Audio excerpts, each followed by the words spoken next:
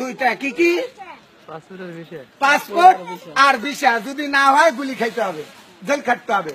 কবরে যাইতে হইলেও দুইটা জিনিস লাগে, এক হচ্ছে ইমান আর এক হলো আমল। ইমান আমল নিয়ে যদি কবরে যাইতে পারো, কবর তোমার জন্য জান্নাতের বাগান হয়ে যাবে। আর যদি ইমান আমল যদি না নিয়ে যেতে পারো, ওই যে পাসপোর্ট ভিসা ছাড়া যেরকম মালয়েশিয়া গেলে গুতানি খাওয়া লাগে, এরকম কবরেও তোমারে গুতাইবে। ভাইরা আমার, আল্লাহ রব্বুল আলামিন বলেছেন, যে ব্যক্তি আমার হুকুম মানে না, আমার হাবিবের তরিকায় চলে না, সেই ব্যক্তি মানুষ নামের কি? মানুষ নামের কলঙ্ক। এটা কোন জায়গায় লেখা আছে? কোরআনে, হাদিসে। এটা একটা বইয়ের মধ্যে লেখা আছে, কিন্তু এই ধরনের উক্তি যুক্তি কোন কোরআনের মধ্যে নাই। ভাইরা আমার, আপনারা জানেন দিনের নবী হযরত মুহাম্মদ সাল্লাল্লাহু আলাইহি সাল্লাম ৬৩ বছর জিন্দেগিতে ৩.৫ মনের অধিক খাবার খায় নাই, আর আমরা বছরে ১০ মন চাইলেই খায় ফেলি। ভাইরা আমার, আমি শুধু একটি কথা বলতে চাই আপনাদের।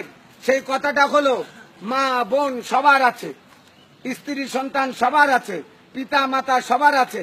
ভাই, আমি মক্কা মদিনার ইমাম সাহেব, কিন্তু আমি মায়ের কথা শুনি না, মাকে কষ্ট দেই। আমার ইমাম সাহেবের কোনো দাম নাই, জান্নাত নাই। আজকালকার পোলাপান ১৬-১৭ বছর বয়সে বিয়ে করার জন্য পাগল হয়ে যায়। মা বিয়ে করে দেওয়ার সাথে সাথে সকিনা আর ফুলবানু পাইয়া মা বাবারে ভুলে যায়। শ্বশুর হয়ে যায় আব্বাজান, শাশুড়ি হয়ে যায় আম্মাজান, আর বাপ মা হয়ে যায় চাকর চাকরান। ভাইরা আমার, যারা মায়ের সঙ্গে খারাপ ব্যবহার করছেন, তারা আজকে মায়ের পা ধরে মাপ চান। যদি মা জীবিত না থাকে, মার বয়সী মহিলাদেরকে সম্মান করেন, মহিলাদের সাথে ভালো ব্যবহার করেন, তাদের খাওয়ান, তাদেরকে দাওয়াত করেন, তাদের জন্য দোয়া কালাম করেন, এটা মা বাপ পাবে।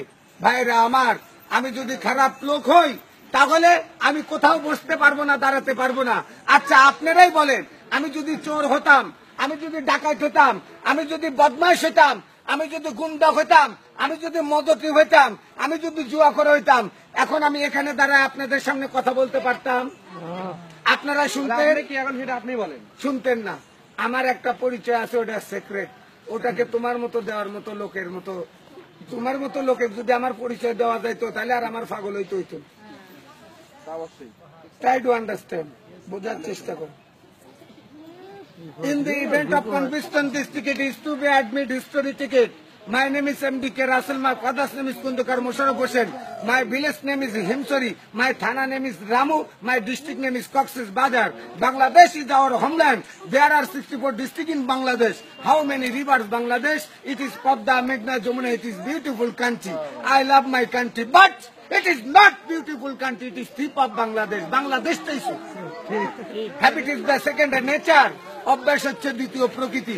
যে যে অভ্যাসে পরিণত হয়ে গেছে, ওই অভ্যাসটা মৃত্যুর আগ পর্যন্ত ছাড়তে পারে না। ভাইরা আমার, আমাদের দেশের সরকার ঘোষণা করে দিয়েছিল, বাংলার মানুষ, আপনারা কি 10 টাকা সের চাল খেতে চান? বাংলার মানুষ বোকা, খায়া গেল ধোকা, বলে যে চাই। কয় তাহলে আমাদেরকে ভোট দেন, আমরা 10 টাকা সের চাল খাওয়াবো। আল্লাহর কসম, 15 বছর রানিং চলতেছে সরকারের। একবার গেছে, আর একবার গেছে, আর একবার জোর করে থেকে গেছে, তাও 40 টাকা সের। সরকার কথা দিয়ে কথা রাখে না। আমি আপনাকে কথা দিয়ে কথা রাখি না, আপনি ওনাকে কথা দিয়ে কথা রাখেন না, কিন্তু আল্লাহ যে কথা বলে সে কথা রাখে কিনা ভাই? যে ব্যক্তি এতেমামের সহিত গুরুত্ব সহকারে 5 ওয়াক্ত নামাজ জামাতে বাঁধিয়া পড়িবে, আল্লাহ তাআলা তাকে 5টি জিনিস পুরস্কৃত করবে। 1 নাম্বার, রিজিকের অভাব দূর করে দিবে। 2 নাম্বার, কবর আযাব মাফ করে দিবে। 3 নাম্বার, ডানাতে আমলনামা দিবে। 4 নাম্বার, বিজলির আকারে ফুল সুরাতের পুল পার করে দিবে। 5 নাম্বার, বিনা হিসেবে নিজ জিম্মাদারিতে আল্লাহ জান্নাতে দিয়ে দিবে। ও ভাই, জান্নাতের দাম কত জানেন? সমগ্র পৃথিবী বিক্রি করিয়া, সমস্ত হীরার খনি, সোনার খনি, তেলের খনি, ব্যাপক খনি বেচা, বিল্ডিং বাড়ি ঘর বেচা, সমস্ত টাকা জড়ো করিয়া জান্নাতে একটা খুঁটা রাখলে যতটুকু জায়গা, এই জায়গার মূল্য দিতে পারবে না। এত বড় একটা দামি জান্নাত আল্লাহ আমাকে আপনাকে দিবে। ভাই, আমার সামনে, আপনার সামনে যদি একটা কুত্তার বাচ্চা সাঁতার জানে না, ওই পানির ভিতরে পড়ে যায়, আমরা বাঁচানোর চেষ্টা করব না? ঘৃণা করব না? যদি মনুষ্যত্ব থাকে যে আল্লাহর সৃষ্টি প্রাণী, এ মরবে কেন, বাঁচানোর চেষ্টা করব।